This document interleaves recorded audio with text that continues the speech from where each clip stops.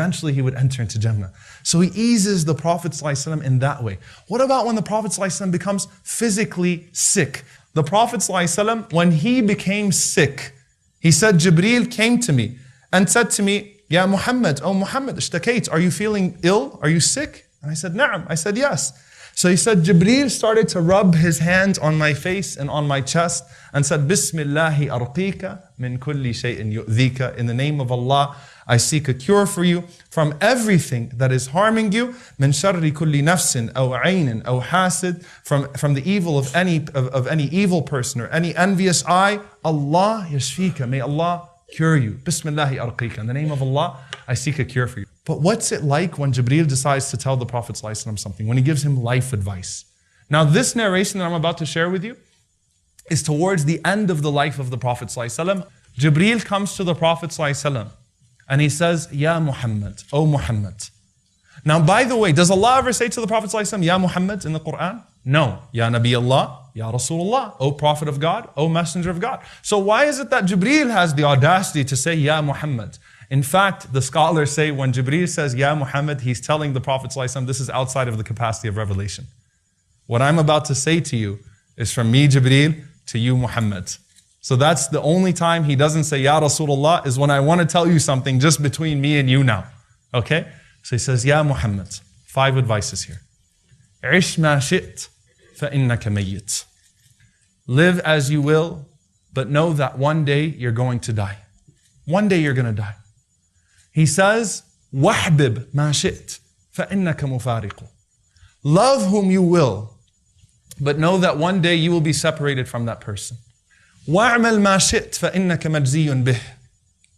Do as you will, and know that you will be compensated and rewarded accordingly. The compensation is in the hereafter. Meaning what? Everything comes in the hereafter. All the reward comes in the hereafter. Keep doing what you do and know that the reward is in the hereafter. وَاعْلَمْ أَنَّ شَرَفَ الْمُؤْمِنِ قِيَامُهُ بِاللَّيْلِ. Know that the nobility of the believer is his standing up in prayer at night. وَعِزَّهُ.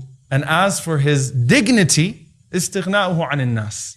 It's his being independent of people. Financially, emotionally, mentally, physically. Your izzah, your dignity as a person is try not to be dependent on people. Try to absolve yourself of needing people in any way whatsoever. Now afterwards, as the Prophet ﷺ starts to experience the end of his life, as it starts to go further and further and further, Abu Sa'id al-Khudri radiallahu ta'ala anhu, he narrates that the Prophet ﷺ was standing amongst us and Rasulullah sallallahu alayhi wasallam was speaking, and the Prophet sallallahu alayhi wasallam, he simply said, Inna Allah khayyara abdan bayna dunya wa bayna ma inda. Allah has given a choice to one of his servants between that which is in this world and that which is with Allah. Inside of his home, everyone was crying because they knew that the Prophet ﷺ's time was nearing its end. It was getting close. Fatima radiallahu anha particularly was deeply devastated. His daughter, Abiha, the mother of her father, subhanAllah, Fatima was with the Prophet ﷺ through it all. And the Prophet ﷺ loved her and adored her. And even though the Prophet ﷺ could barely speak, he called for Fatima with his hand. So Fatima came and the Prophet ﷺ, he told her to come close and he whispered something in her ear and it caused her to cry even more. And the Prophet ﷺ, he told her, come back. And he whispered something else in her ear.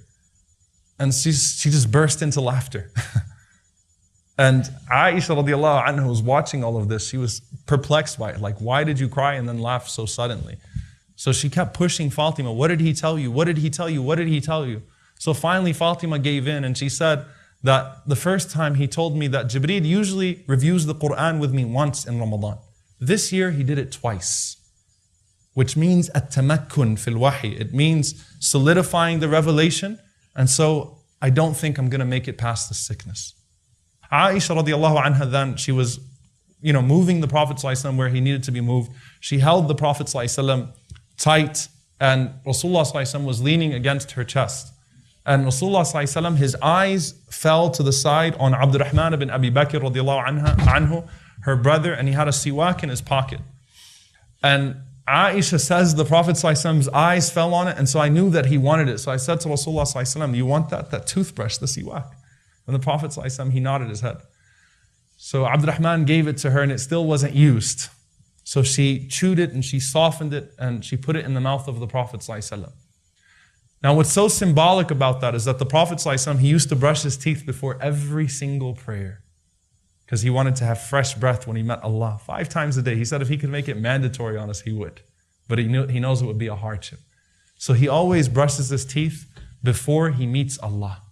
Aisha says, as soon as he finished using the siwak, دَخَلَ عَلَيْنَا جِبْرِيلٌ. Jibreel entered upon us. Now, she looked at the Prophet ﷺ and she said the Prophet ﷺ's face lit up.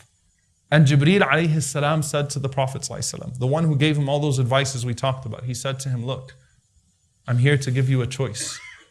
Either you can choose to remain amongst your companions and live well, or you can have the companionship of the Most High, Al-A'la, Allah. Jibreel alayhi salam, when he said that, the Prophet ﷺ responded, Bal Rafiq al-A'la, Bal Rafiq al-A'la, Allahumma Rafiq al-A'la. Oh Allah, the companionship of the Most High. I want the companionship of the Most High. I want the companionship of the Most High.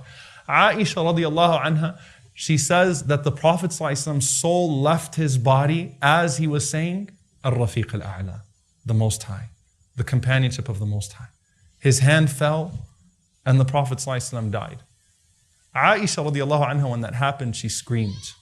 Fatima radiallahu anha, when she heard Aisha scream, she looked up and she said, Ya abata, min rabbihi ma adna.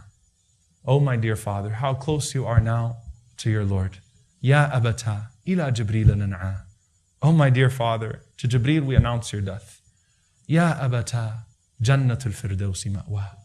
Oh my dear father, paradise is now your abode. And she recited it over and over and over again.